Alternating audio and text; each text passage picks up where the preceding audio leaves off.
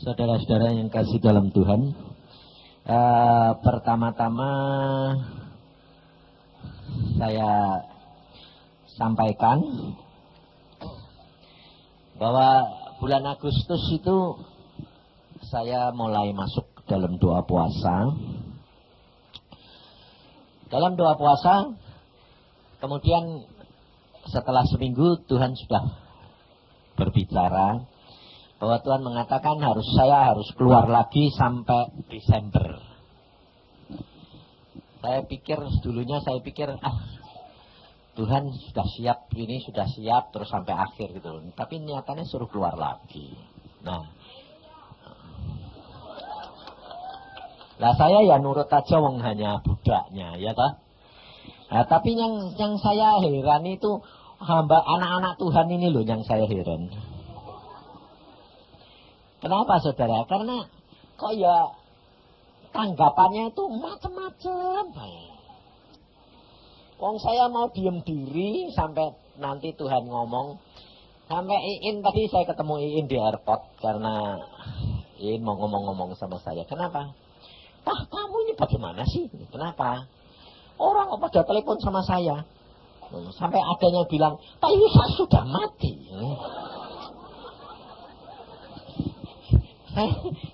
Sampai pembantunya Iin itu dulu ikut saya, sampai sekarang ya masih baik. Nah dia bilang, ini siapa? Saya pembantunya Iin, Neng Iin. Pak Yusa benar masih hidup. Sampai dia bilang, loh saya ini kenal Pak Yusa, saya dulu pembantunya Pak Yusa dan masih seger buger kok. Bener, dia bilang, aneh-aneh aja. Maka ada lagi yang telepon aneh lagi juga ini. Bilang, tanya sama Im begini. Benar Pak Yusa ini terakhir. Kalau terakhir saya mau ikuti saja kemana dia loh ini. Nanti saya tidak bisa tidur. Saya bilang, ada. Sampai saya bilang, Tuhan kasihani anak-anakmu ini. Padahal mereka itu tahu loh saudara. Kalau firman Tuhan berkata, terkutuk orang yang berharap pada manusia. Betul lah? Ngerti tak? Ya kok dilakuin? Lah itu loh yang bahaya. Makanya saya sampai mengatakan pada istri saya, udahlah sekarang saya enggak, kalau mau berhenti mau apa, enggak usah ngomong. Biarin hilang dari peredaran gitu saja.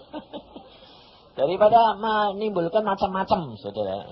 Saya sendiri yang bingung. Nah, hari ini kita belajar, saudara. Karena Tuhan pada waktu itu mengatakan kepada saya begini. Ingatkan kepada umatku. Ingatkan. Sebab Tuhan berkata begini. Apakah kalau nanti anak manusia datang ke dalam dunia, ia mendapati iman di bumi? Berarti banyak anak-anak Tuhan itu imannya rontok. Mengapa? Karena di dalam kehidupan mereka tidak ada kuasa. Karena kenyataan Tuhan Yesus pada waktu dia naik ke surga, dia berkata, kalau nanti kamu terima Roh Kudus, maka kamu akan menerima kuasa. Kuasa untuk apa? Untuk menjadi saksi sampai ke ujung bumi. Nah, kalau kuasa untuk memberitakan itu beda sama kuasa menjadi saksi. Kalau saudara mempunyai kuasa menjadi saksi, itu berarti saudara ngalami. Ya kan? Sebab saksi mesti ngalami. Nah, ngalami apa? Ngalami semua yang tertulis di dalam isi Alkitab. Ya memang, saya akui, tidak semua saudara bisa ngalami. Tapi sebagian saudara bisa ngalami. Nah, untuk bisa ngalami, saudara harus punya kuasa itu. Sebab kalau saudara dan saya tidak punya kuasa Roh Kudus itu, saudara tidak akan mampu. Contohnya, saudara tidak akan dapat berubah watak dan perangaimu kalau engkau tidak ada kuasa Roh Kudus untuk mengubah sehingga berbuah menjadi buah-buah roh. Nah, watak, buah roh, itu hal-hal yang diungkapkan, yang dinyatakan dalam perbuatan daging. Ya toh? Sabar, sukacita, damai sejahtera, lemah lembut, rendah hati. Nah, itu kelihatan, saudara. Tetapi itu adalah karya Roh Kudus. Dengan saudara, dengan kuasa dari Roh Kudus ini, saudara dan saya bisa mengalami. Nah, ini yang diperlukan, saudara. Kenapa? Karena pada waktunya nanti setan akan diberi kuasa oleh Tuhan. Perhatikan, setan akan diberi kuasa oleh Tuhan untuk mengalahkan orang-orang kudus. Ada waktunya setan diberi kuasa untuk mengalahkan orang-orang kudus. Nah, ini dialami oleh Tuhan Yesus sendiri. Tuhan Yesus berkata, aku datang ke dalam dunia, menjadi manusia, menjadi untuk memberi kamu teladan. Contoh. Jadi saudara harus mengerti, dalami benar-benar pengalaman Tuhan Yesus. Sebab saudara dan saya akan harus mengalami apa yang dialami oleh Tuhan Yesus. Sebab banyak anak-anak Tuhan kepengen apa? Turut memerintah. Ya dah? Benar nggak? Kamu kepengen nggak? Pengen bayar. Saya itu terus terang dari dulu nggak kepengen. Saya nggak kepengen turut merintah. Tapi ternyata saya baru tahu. Tuhan ambil saya nggak turut memerintah. Cuma turut diambil menjadi soko guru, menjadi dewan pertimbangan. Tapi nggak merintah, enggak. Makanya aku nggak bakal mati syahid. Jadi, saudara, setiap orang itu punya jatah sendiri-sendiri. Lah kok kamu kepengen gak jatahmu, kamu kuat. Gak kuat, saudara. Makanya dari itu kita belajar dari Tuhan Yesus. Kita kerap kali begini. Kita ini anggota tubuh Kristus, kepengen menyatu, betul loh? Gak bakal bisa kalau tidak kamu pikiran dan hatimu tertuju kepada Tuhan. Gak bisa. Karena apa? Karena kita ini sudah jadi turunannya orang yang kena kutuk.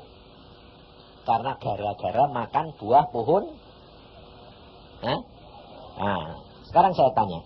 Di tengah-tengah Taman Firdaus itu ada berapa pohon? 2 apa? Pohon kehidupan sama pohon pengetahuan. Yang nggak boleh dimakan yang mana? 2 apa 1? 1.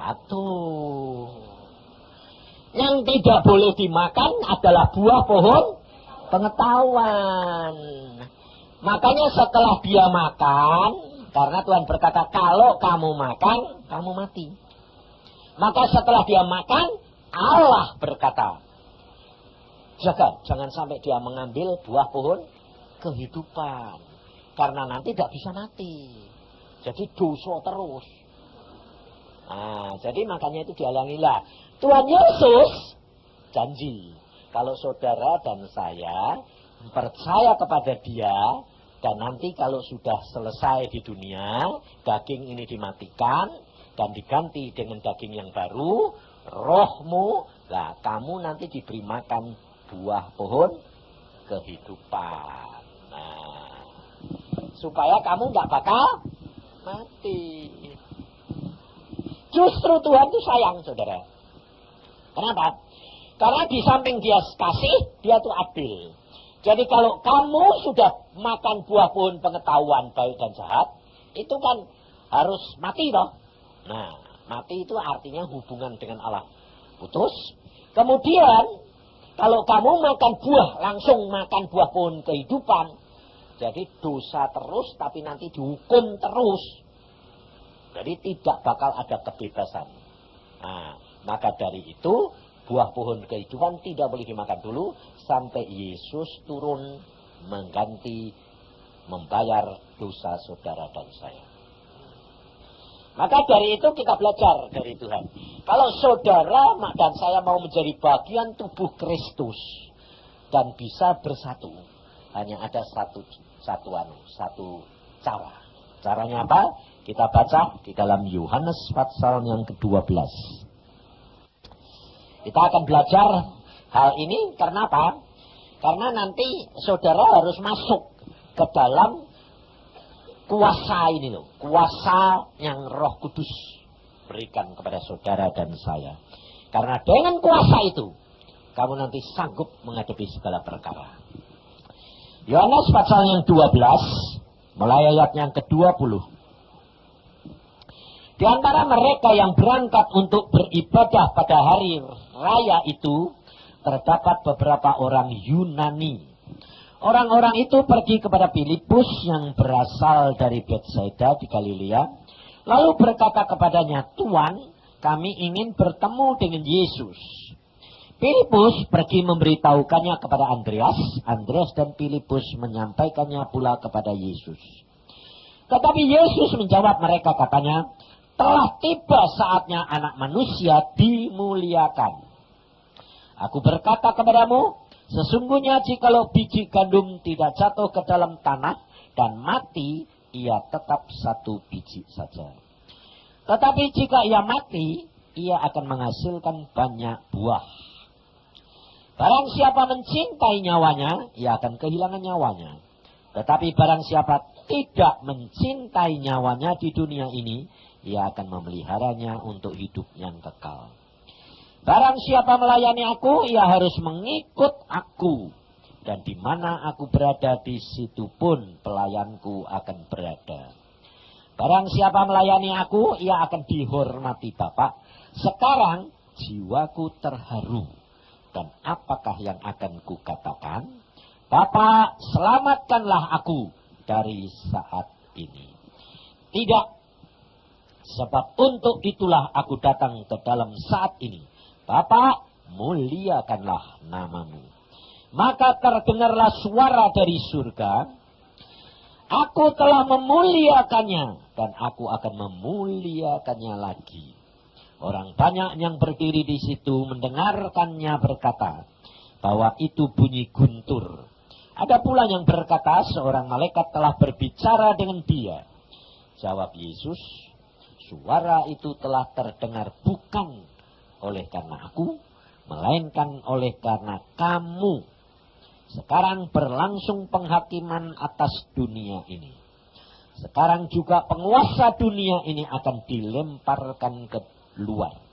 Dan aku, apabila aku ditinggikan dari bumi, aku akan menarik semua orang datang kepadaku. Ini dikatakannya untuk menyatakan bagaimana caranya ia akan mati. Sampai di sini. Nah, saudara perhatikan. Saudara dan saya untuk mengerti firman Tuhan, artinya bicaranya Tuhan, itu tidak gampang. Sebab cara berpikirmu bukan cara berpikir Tuhan. Maka dari itu saudara mesti hanya dengan Roh Kudus saudara bisa. Kalau saudara tidak, rohmu tidak nempel sama Roh Kudus dan percaya Yesus, Roh Kudus masuk, saudara tidak akan dapat mengerti firman Tuhan. Maka banyak orang yang dapat nubuatan, dia tetap tidak bisa mengerti maksud nubuatan itu. Selalu nangkepnya salah. Nah, salah satu bukti firman Tuhan ini. Tuhan Yesus berkata apa? Bapa, muliakanlah anakmu. Lalu Bapak jawabnya apa? Aku sudah muliakan. Dan aku akan memuliakannya lagi. Nah, saudara, caranya bagaimana Yesus dimuliakan?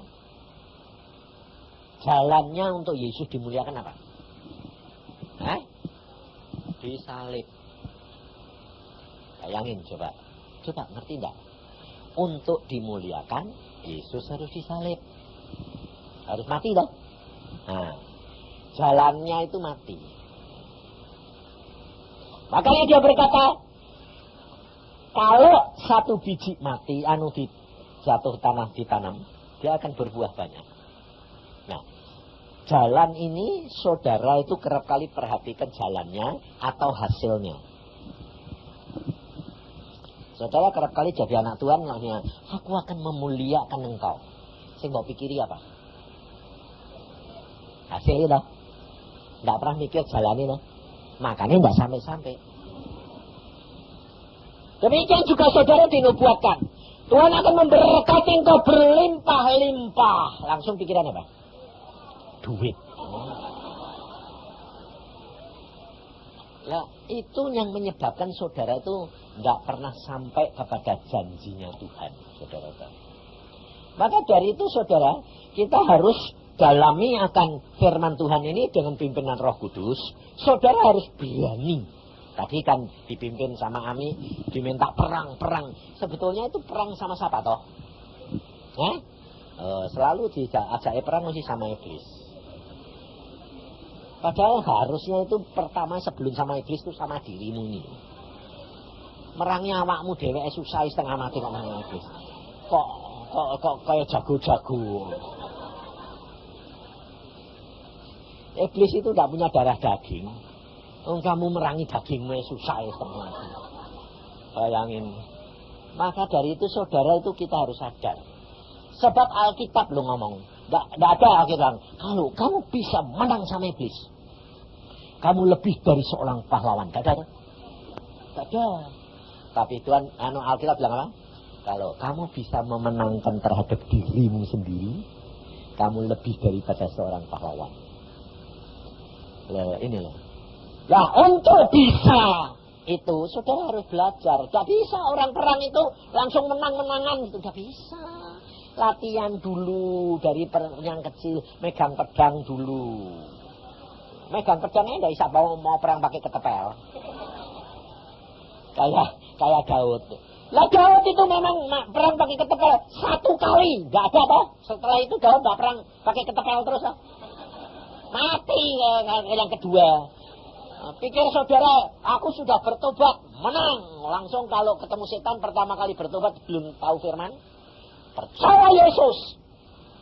Setan kalah. Betul.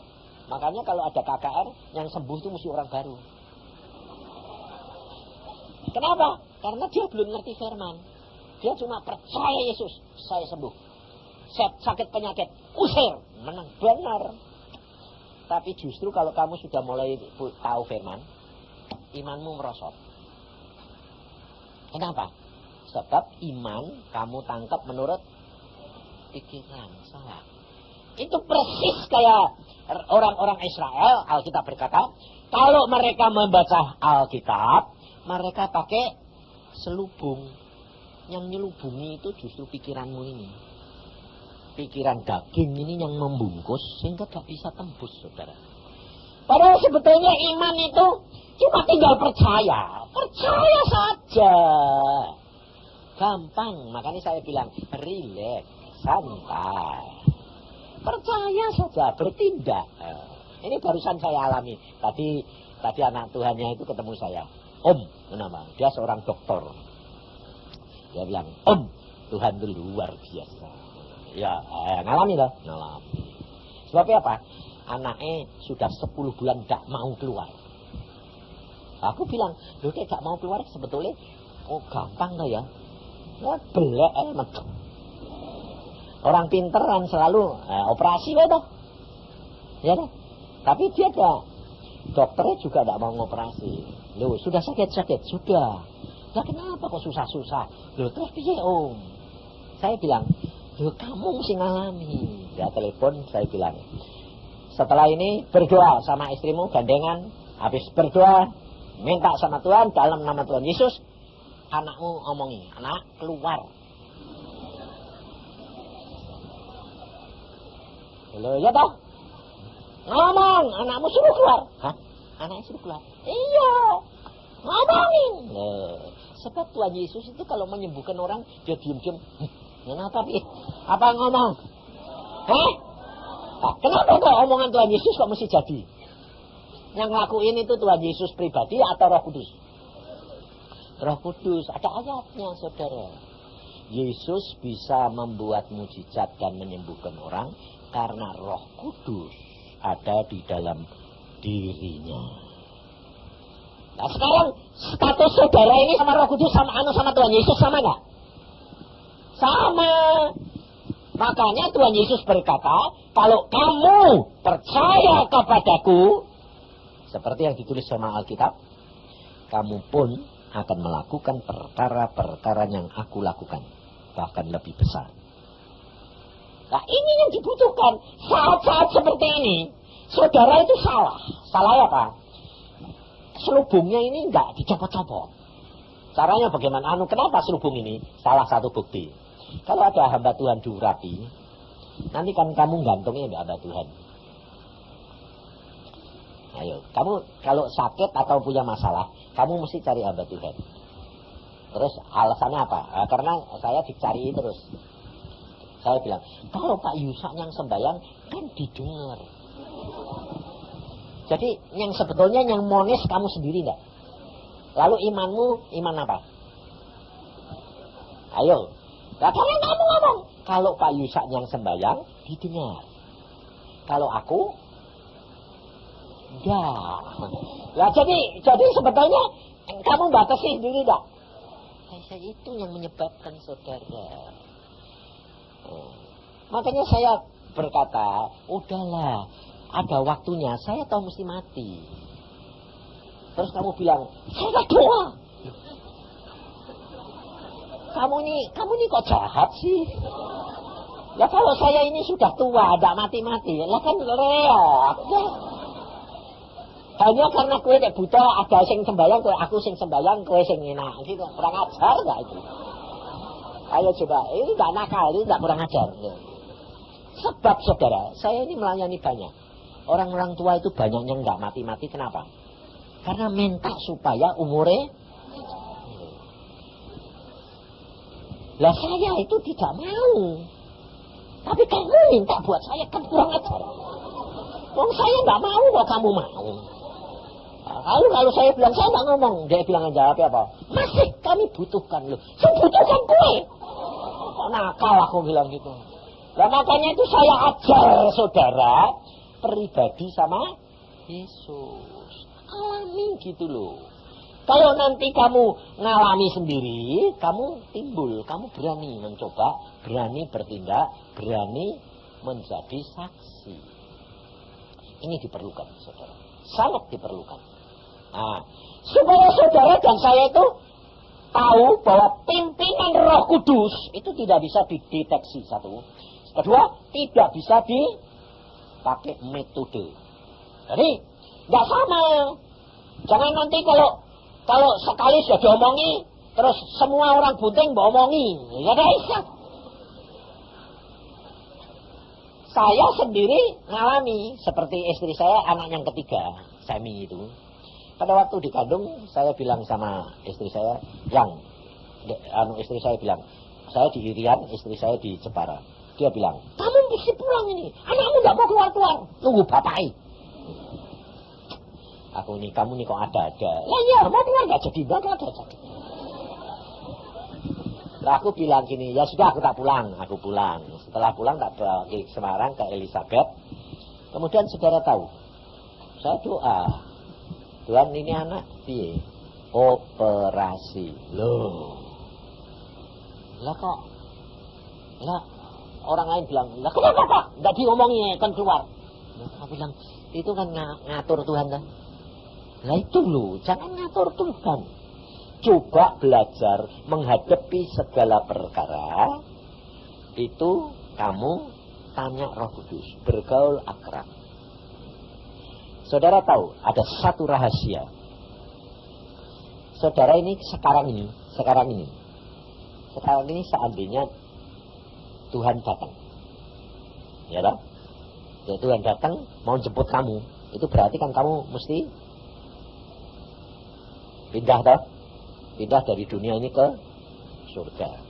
Seandainya kamu ditanya, sekarang ini jujur, seandainya kamu ditanya, apa yang kamu sudah lakukan untuk aku? Apa yang kamu jawab? Pasti macam-macam jawabnya. Ya kan? Ada yang bilang, aku sudah melakukan tugas yang kau berikan. Itu salah satu dah. Ya dah? Terus satu, aku sudah belajar melayani engkau. Ya dah? Lalu saudara, saya sendiri ditanya Tuhan. Waktu saya sembahyang jam 3, dia bilang, kaget saya. Dia bilang, bisa. Loh, saudara tahu, kadang-kadang itu Tuhan tuh datang, itu saya tidak ngerasain apa-apa. Jangan Tuhan mau datang, suasananya.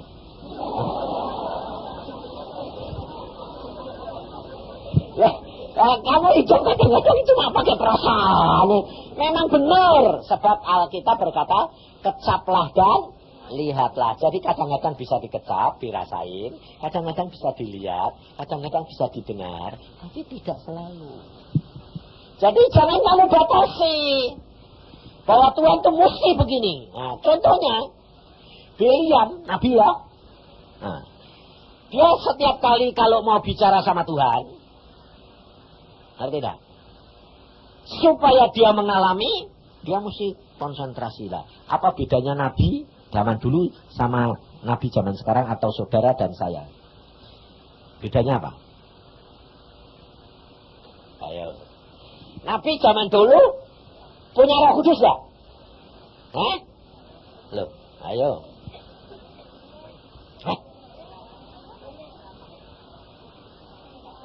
Ayo. Zaman dulu yang punya ada Roh Kudus ini cuma raja, imam dan nabi lah. Bedanya apa? Dia punya, kamu punya. Ya toh? Tapi bedanya sama kamu sekarang sama nabi dulu, bedanya apa? Saudara tahu? Nabi zaman dulu itu Roh Kudusnya tidak tinggal di hatinya dia, tapi di luar, menguasai. Tapi kamu Roh Kudusnya di dalam, tinggal sama kamu. Makanya kalau Biliam mau cari jawaban Tuhan, Elisa mau cari jawaban Tuhan, dia panggil apa? Cari di mana Tuhan yang mau. Lalu Biliam pergi ke gunung mempersembahkan korban. Lalu Tuhan, ini lo korban ini. Terus Tuhan ini ngomong, ya. Elisa mau ditanyai raja-raja, mau perang. Elisa bilang apa? Panggil orang-orang main musik. Sebab Tuhan duduk di atas pujian. Jadi Tuhan ini di luar apa di dalam? Di luar. Tapi sekarang Tuhan ini di dalam enggak? Nah, kalau kamu mau ngomong sama Tuhan dan Tuhan mau jawab sama kamu perlu apa?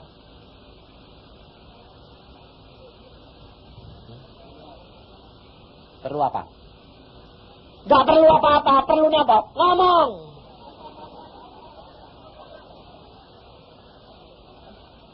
Wong dia itu udah di dalam hatimu, ya kamu ngomong aja. Gak usah cari tempat sepi. Gak usah. Wong dene rame gini ya ndek nene ada. Mau bawa pergi naik mobil dia ikut. Lah ya toh? Lah kok kamu gak pernah mbok ajak ngomong? Nah kan keterlaluan loh. Makanya itu praktek gitu loh. Nah, bagaimana caranya supaya saudara seperti Tuhan Yesus? Saudara perhatikan. Ayat yang pertama tadi, orang-orang pada datang cari Yesus. Yesus tahu. Itu juga salah satu Bapaknya ngomong. Makanya Tuhan Yesus berkata apa? Belajarlah kepadaku karena aku lemah lembut dan rendah hati. Tuhan Yesus itu Allah sendiri, tapi dia tahu saat-saat di mana Allah ngomong, Bapaknya ngomong. Dia bilang gini, di dalam ayat 23. Tetapi Yesus menjawab mereka, katanya, telah tiba saatnya anak manusia dimuliakan. Kapan? Karena orang-orang Yunani mulai nyari Yesus. Orang-orang di luar Israel mulai cari Yesus. Makanya Yesus berkata telah tiba saatnya bahwa dia harus kembali kepada Bapa, mati. Sebab dia berkata, kalau nanti aku nak dimuliakan naik ke atas kayu salib, aku akan menarik semua orang datang kepadaku. Jadi Jadi bukan hanya untuk orang Israel, tapi orang dunia di luar Israel. Pada waktu dia hidup, hanya khusus untuk orang Israel. Tetapi dia berkata, kalau aku nanti mati, maka aku menarik semua orang. Nah, makanya pada waktu orang Yunani mulai cari dia tahu tiba saatnya. Ngerti saudara? Jadi Tuhan itu kadang-kadang ngomong melalui apa? Tanda-tanda, melalui situasi dan kondisi. Saudara perhatikan sekarang. Di seluruh dunia terjadi keributan. Di seluruh dunia terjadi gempa bumi dan kelaparan. Di seluruh dunia terjadi peperangan, suku lawan suku, bangsa lawan bangsa. Ini sebetulnya sudah tanda-tanda Tuhan mau datang enggak? Ya kok kamu enggak siap-siap? Maka dari itu pakai dulu rumah tangga di mana ada satu orang yang benar-benar mengenal Tuhan dan seluruh keluarga nanti diselamatkan. Ini penting, saudara. Kalau kamu satu keluarga ini punya kuasa hidup dengan Tuhan, firman dan Roh Kudus, kamu punya kuasa, keluargamu nanti cari Yesus. Sebab apa? Ya seperti yang saya alami ini. Nanti kalau ada apa-apa yang sulit, selalu cari sembahyang dong. Ya dong, cari kamu. Jadi gak usah cari hamba Tuhan. Cari hamba Tuhan susah.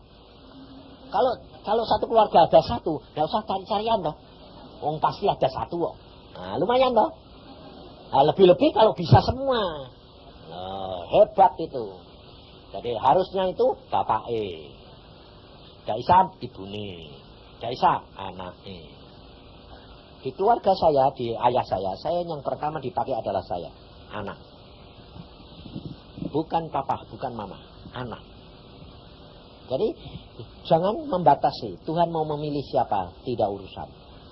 Tapi yang penting, saudara, kamu harus punya kuasa. Tetapi untuk punya kuasa, saudara harus ngalami. Baca firman dan alami firman itu hari demi hari. Praktek. Nah, saya pertama kali prakteknya apa? Gila-gilaan. Anak kecil gak tahu loh. Pokoknya dalam nama Yesus sembuh. Sakit, gak mau minum obat. Nekat. Nah, gak taunya tambah lama tambah sakit loh. Aku bilang, loh kok tambah sakit? Kok aneh? Nah, itu tergantung. Nanti kalau sudah tambah sakit, ada yang, ya sudah. Imannya cuma udah sampai, ya tambah obat. Itu latihannya gitu. Tapi kalau imanmu sampai, seperti yang saya alami, saya tambah sakit. Gak apa-apa, mati, nanti dibangkitkan Yesus. Nah, kamu berani nekat gitu, sampai. Sebabnya apa? Tuhan itu hampir tidak pernah mau bertindak sebelum mentok. Jadi dia wis kepepet, wis gak ada jalan, dia baru bertindak. Nah, itu yang menyebabkan orang tidak berani. Nah, mepete orang itu apa toh? Mepete orang apa? Mati. Iya toh? Mepete itu mati toh? Nah, contohnya ini, terus utangnya miliatan. Mepete apa? Mati. Lah dia anu yang masuk penjara dah. Baru masuk penjara dia ancam be orang enggak, ambek sing utangi. Dia ancam. Tidak bayar tak pateni. Mati meneh. Makanya saudara itu harus berani karena Alkitab sudah ngomong. Makanya saya kalau ngajari gini. Ada orang utang. Ini orang utang ini 6 miliar. Dulu, bukan 6 miliar sekarang, 6 miliar sekarang sidik. 6 miliar dulu ini. Dolar masih di bawah 1.000.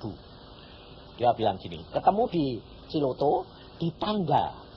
Anak muda, masih muda tapi sudah sama istrinya. Ada anaknya. Pak Isa, tolongi dong. Tolongnya apa? Dia turut retreat. Tolongnya apa? Aku ini hidupku kayak kucing-kucingan. Loh, hidup kucing-kucingan? Ngapain aku ini? Aku ini dicari mau dibunuh apa? Lalu dia bilang, aku ini dicari Pak, mau dibunuh. Sampai anakku sekarang tak titipin. Sampai mamanya, tak sumput ke, dia gak mati Pak. Anakku atau istriku atau aku. Nah terus, lah aku ya kucing-kucingan terus. Lah aku kok bisa berani gas? Ciroto. Loh, lah retri kok Pak, gak ngerti. Oh aku sekarang di mana ya gak ngerti orangnya kok. Oh, no. Saudara tahu? Dia ngomongin ini di tangga loh. Jadi gak khusus terus minta berdoa. Nah, makanya dari itu saudara itu gak usah punya pikiran Tuhan itu tanya mesti sembahyang sih gitu, gak usah. Ngomong aja lah. Relax. Jadi pada waktu itu dia ngomong, Pak tolong dong Pak ini. Saya cuma sembahyang ini, Tuhan ini orang piye atau suruh apa? Malah Tuhan ngomong aja, pengecut. Lah kan wong minta tolong malah tak makin. Tahu mau nih? Apa Tuhan? Bilang pengecut. Aku bilang pengecut. Lah, dia aku cuma nurut tuh ya. Nah, sebabnya kalau dipikir-pikir pakai ini enggak masuk toh. Enggak bakal jalan. Makanya kalau kamu mau belajar jalan dengan Roh Kudus, itu jangan pakai ini, enggak bisa saudara. Demikian ada selubung, kemuliaan Tuhan enggak bisa nyata. Makanya itu tidak masuk akal. Saya langsung bilang, pengecut. Loh, pengecut dia Pak? Takut mati tuh? Lah iya pengecut. Lah terus piye Pak? Bagaimana Pak? Sembahyang sama istrimu.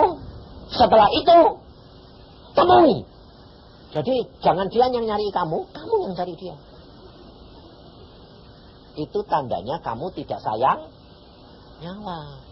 Karena Tuhan berkata, kalau kamu sayang nyawa, kamu bakal kehilangan nyawa. Tapi kamu gak sayang nyawa, dasarnya Yesus. Percaya Yesus. Lalu dia bilang, bagaimana Pak? Kamu sama istri sembahyang, doa puasa, berapa lama gak tahu? Tanya Tuhan dewek, mau 3 bulan, 3 minggu, 3 hari, 3 jam ya sasukamu. Angsal kamu nanti sudah percaya Yesus, hatimu mantap. Nah, itu bersama dengan Roh Kudus, temui. Bosmu temui. Nah kalau aku ditangkap, ya masuk penjara. Lu lebih. Kalau bilang, kalau aku ditangkap, udah mungkin. Lu sih jamin aku Pak. Itu namanya apa? Loh, katanya gak sayang nyawa, berani gak sayang nyawa. Ada ditangkap, ya ditangkap ya ada 2. Dibunuh atau masuk penjara. Atau yang ketiga dipukuli. Lah kok 3 kok gak enak semua. Loh kamu yang percaya gak? Ya percaya sih percaya Pak, tapi jalani mbok jangan gitu. Itu loh saudara. Nah, akhirnya dia mikir-mikir selama, terus dia bilang gini. Ya, istrinya bilang, iya mah. Lah kita nyumput nih sampai berapa lama? Toh akhirnya mesti ketahuan. Ketahuan pasti dipukul, dibunuh, atau masuk penjara. Terus apa yang nekat yuk? Nah, istrinya penolong bagus, nekat Pak. Wes mani, ya wes jalan ke. Nah, aku ya tidak tahu namanya, ya tidak kenal dia, ketemunya ya tidak tahu. 2 bulan atau 3 bulan ketemu lagi dia bilang, Pak Isa, lu siapa kowe? Aku sih ketemu untuk tanggal loh Pak. Bagaimana? Tuhan luar biasa. Kenapa? Dia temuin sungguhan. Datangnya tidak sendiri, sama istrinya sekalian. Wah, tidak mati wong loro. Jadi dia nemuin bosnya ketemu dia kaget, dia bilang ini. Kamu dicari kok tidak ada, sekarang kok muncul. Terus dia bilang, Pak saya sekarang jadi anak Tuhan Yesus, jadi menyerahkan diri. Rela Bapak apakan, apa saja saya ngaku. Ini loh Pak, saya dulu itu utangnya itu gara-gara ini bukti-buktinya, tidak bayar, yang tidak bayar bukan saya makan, tapi ini keadaannya. Nah sekarang mau Bapak apakan terserah, saya rela. Bapak bunuh saya mau, Bapak pukul saya mau, Bapak masukkan penjara saya mau. Tidak usah cari Pak, saya nyerahin diri sekarang. Ngerti saudara? Ada kuasa Tuhan mengubah hati bosnya, bukan Kristen. diubah. Dia bilang, kenapa tidak dari dulu kamu gini? Dia bilang, nah dulu belum ngerti ya Pak. Sekarang jadi anaknya Yesus, tahu percaya Yesus jadi ngerti. Bagaimana kalau saya percaya kamu lagi? Ya Bapak buktikan. Saudara tahu? Dipercaya lagi. Sehingga akhirnya dia dalam waktu 3 bulan sudah bayar separuh. Luar biasa enggak? Tuhan itu sanggup mengubah kutuk jadi berkat.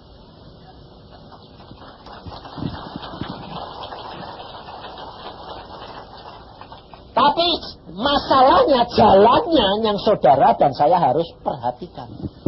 Jangan lihat hasil, tapi jalani hari demi hari bersama dengan Dia. Coba berikan Roh Kudus untuk bertindak dan kamu berani. Ini hamba Tuhan di Surabaya. Dia ngomong sama saya gini, Pak, anakku ini kok bodoh, ujiannya kok tidak bisa terus. Jadi sekolah di Amerika ini sekarang parah. Aku bilang, pada saat dia ngomong gitu, saya bisa ngomong nyeplos sendiri, saudara, tanpa saya pikir.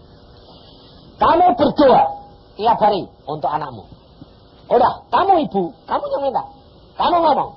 Anakmu ngomong. Jarak jauh, Amerika Indonesia, tidak masalah. Omong. Saudara tahu, 3 bulan kemudian dia bilang sama Denny ke Surabaya.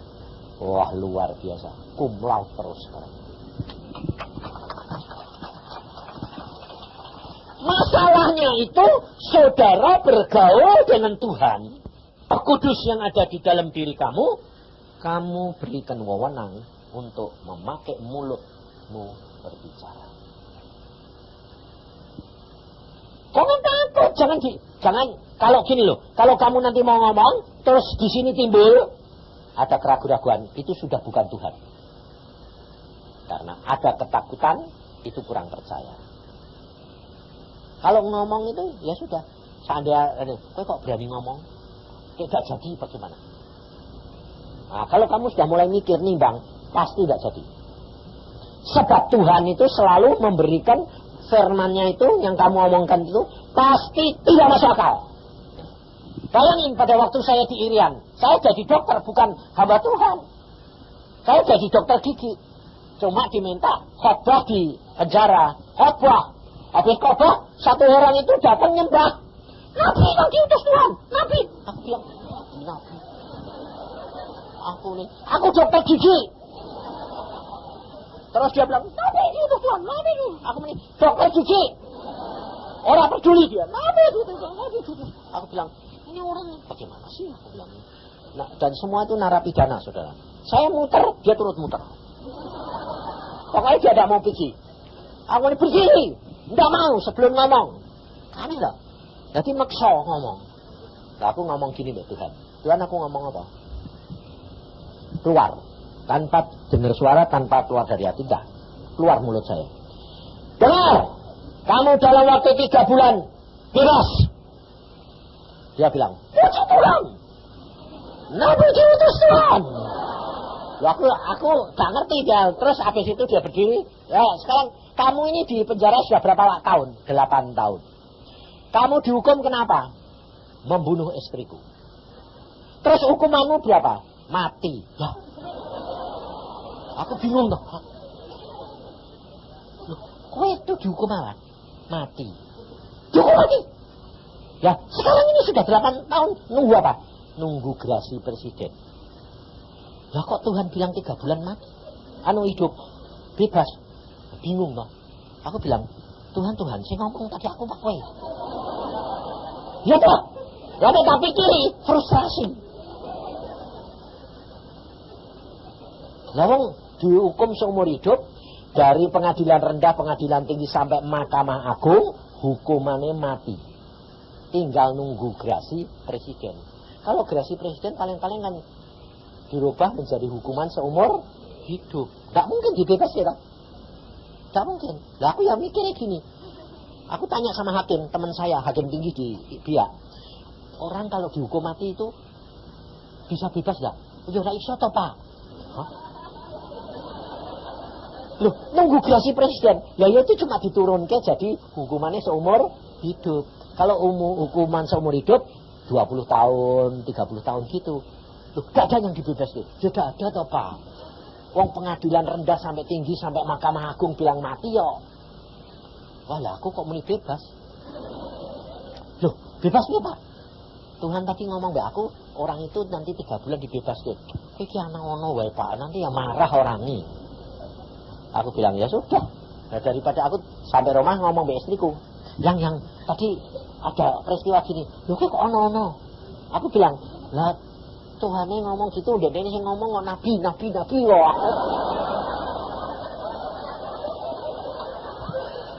Ya aku cuma ngomong tok. Ya, makanya karena saya ngalami, jadi saya itu tahu bahwa luar biasa. Setiap omonganmu itu jadi. Ya lah, makanya ngalami. Nah, tapi ya mesti deg-degan. Ya lah, makanya kalau sudah ngomong jangan dipikir. Sebabnya tak dipikir nanti deg-degan. Makanya ikut Yesus itu ngeri-ngeri sedang.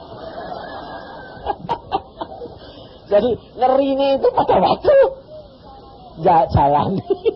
Terus sudah sampai baru sedih banget. Dan semua jadi ya. Jadi saudara. Akhirnya 3 bulan dia datang ke rumah nyembah lagi. Aku bilang, ada apa kok nyembah-nyembah? Loh Pak, saya ini orang yang di penjara itu. Nah terus? Loh 3 bulan yang lalu itu loh Pak. Saya bebas Pak. Hari ini presiden membebas. Luar biasa Tuhan. Tapi memang aneh-aneh. Ya Tuhan tuh aneh-aneh. Ngomongnya gak aneh-aneh. Misalnya nyeplos dewek ini. Nah, makanya itu kamu bilang sama Tuhan, Roh Kudus bilang gini, Tuhan silahkan engkau beracara, silahkan engkau beracara. Nah ini di Jakarta itu kan, waktu ada ibu nangis terus, ada apa? Aku besok dioperasi, anakku nggak mau keluar dioperasi karena sungsang. Nah, tahu-tahu Tuhan ngomong, mulut saya bilang, gak usah nangis, percaya Yesus. Nah terus apa yang dilakukan Pak Wong Yesus dioperasi? Pulang, berangkang. Merontak kayak kebu. Nah itu biar coba logikanya dia coba. Padahal saya dokter. Setelah ngomong saya mikir. Makanya aku bilang kayak ngomong jangan mikir. Kayak mikir gak jadi. Nah ini aku ngomong belum setelah ngomong aja mikir aku. Loh saya kadung tak ngomong deh. Ada kamu kan enggak belum ngomong mikir sih. Nah enggak jadi. Nah, aku ngomong sih. Pulang, gelar kasur, masuk kamar, merangkak kayak kebu. Loh, kenapa Pak? Supaya perutmu kendor. Anaknya muter. Jadi merangkak ngomong, nak muter. Gitu. Tapi saya bilang, saya pesan Jan. Tapi jangan kaget. Kenapa Pak? Kalau kamu nanti ketahuan suamimu, dianggap orang lawang besok dioperasi kok malah semalam suntuh muter-muter kayak kebu. Nah dijalani saudara. Bener. Tengah malam suaminya cariin. Dia bilang, loh ini kok gak tidur orang ini di mana? Saya bilang itu di situ di kamar. Pembantunya bilang, ada apa? Merangkak. Waktu dibuka, loh kau ini ngapain? Kok bisa dioperasi kok? Nak keluar, nak muter nak. Lalu suaminya tanya gini, loh kamu ini ngapain? Loh muter-muter. Supaya perutnya kendor, anaknya muter. Terus dia bilang, siapa yang ngajarin gitu? Hamba Tuhan, dokter gigi. Dokter gigi. Lu hamba Tuhan ini ginekoloh nih lumayan, ini dokter gigi. Gigi, apa hubungannya untuk?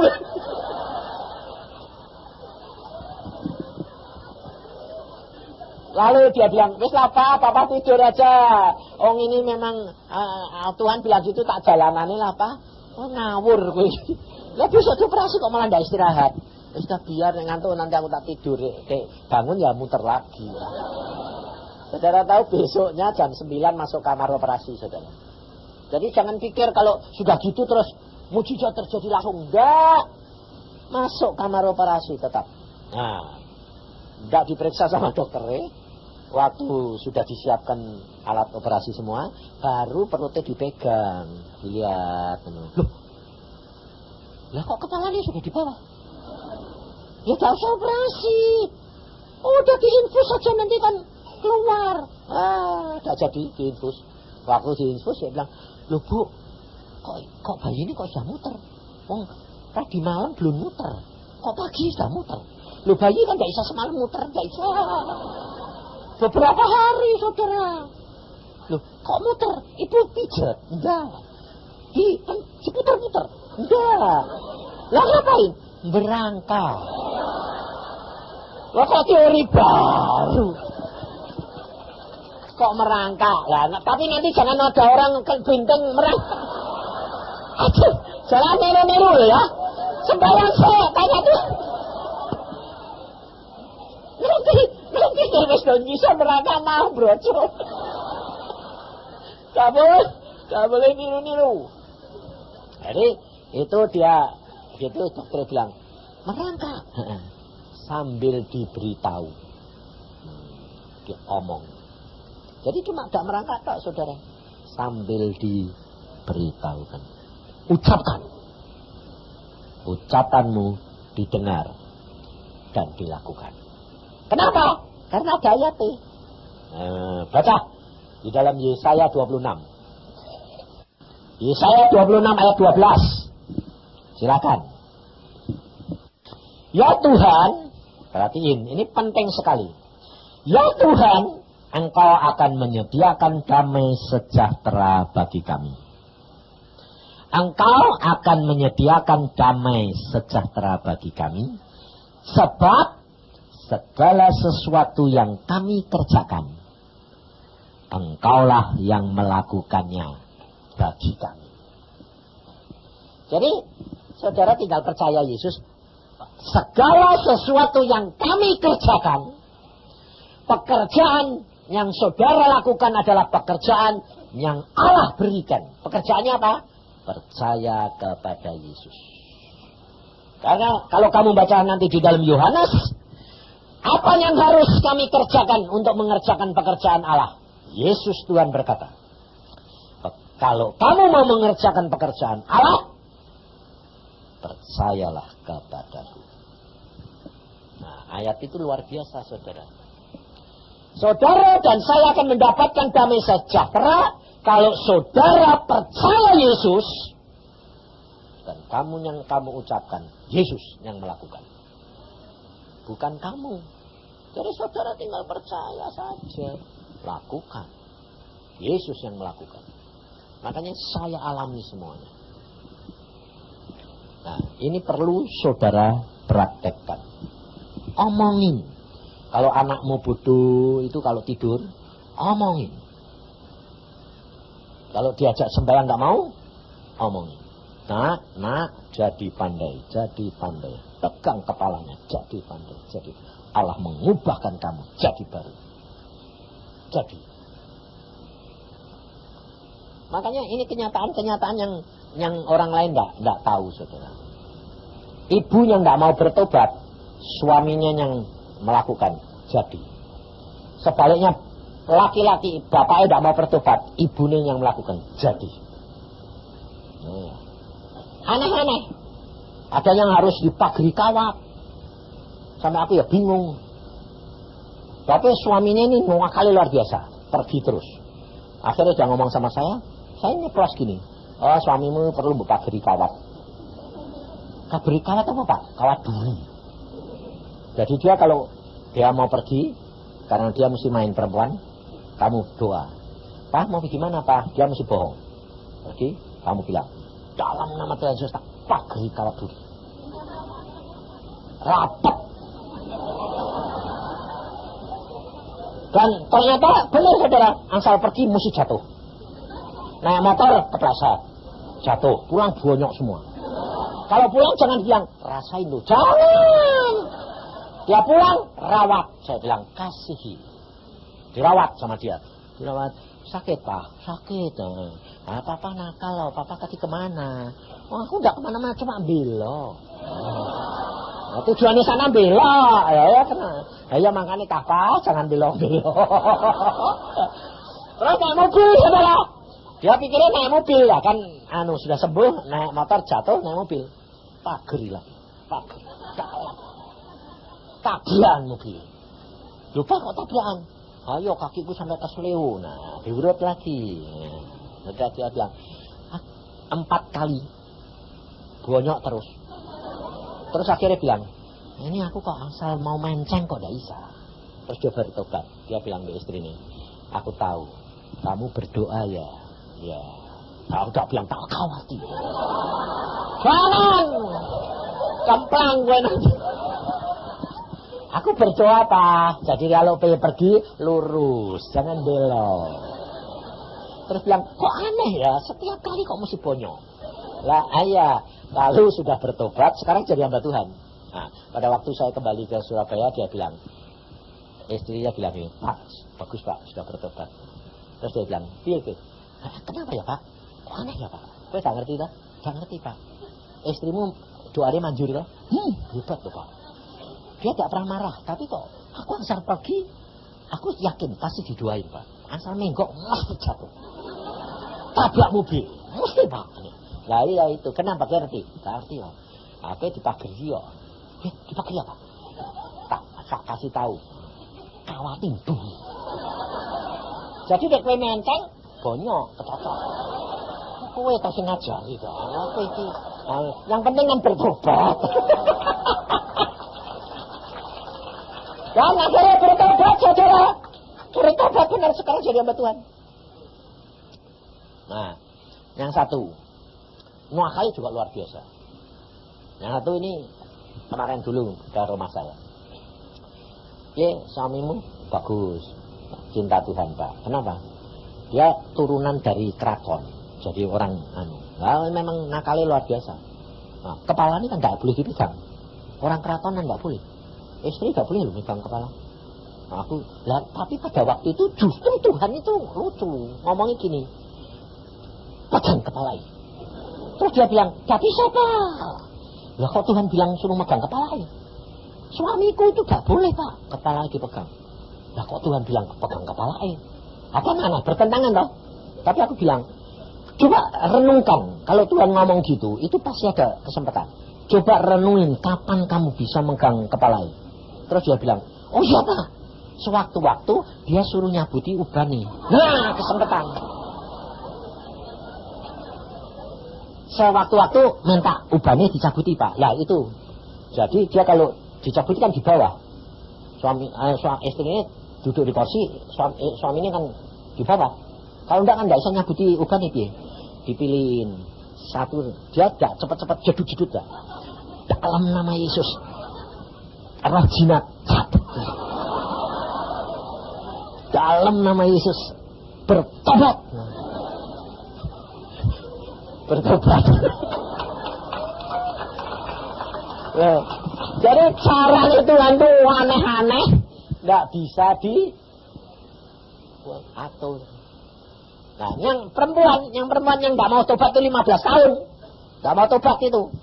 Bapaknya orang Cirebon itu, dia bilang, aku bilang, Pak, ini bagaimana sih suami istriku tidak mau tobat-tobat sudah tua ya kok Pak.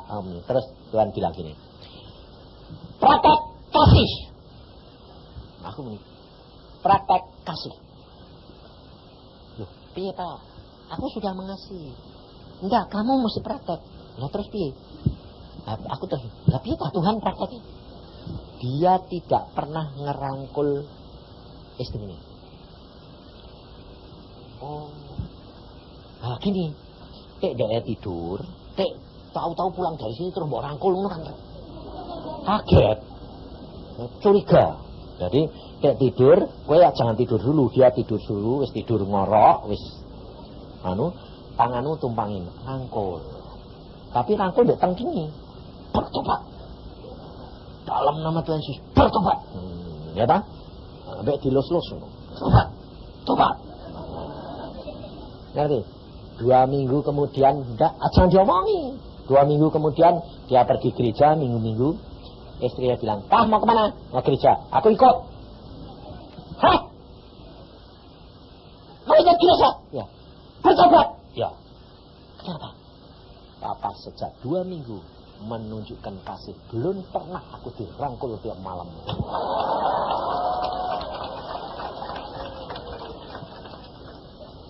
15 tahun cuma 15 hari bertobat. Ngerti tidak? Caranya Tuhan itu aneh-aneh. Maka itu saudara percayalah. Tugas saudara baca Alkitab, lakukan. Nanti kalau kamu menghadapi satu masalah, lalu firman Tuhan itu muncul, itu rema. Itu lakukan tanpa mikir. Percaya, imani, jadi. Tapi kalau sudah kamu lakukan, jangan dipikir-pikir. Jangan gini, mana, kok tidak ada apa-apa. Ya, itu namanya tidak percaya. Tidak, saudara. Ini masanya sekarang ini perlunya buat saudara itu praktek. Karena apa? Tuhan berkata gini, ada masanya iblis nanti diberi kuasa untuk mengalahkan orang kudus. Sehingga kalau setan nanti diberi kuasa untuk mencobai kamu, ya toh, kamu tinggal tanya sama Tuhan Roh Kudus, apa yang aku harus lakukan. Nah, kalau belum waktunya kamu harus mengusir dia, diam, jangan bertindak. Makanya kalau ngusir setan, itu tanya Roh Kudus. Jangan pakai tenagamu sendiri.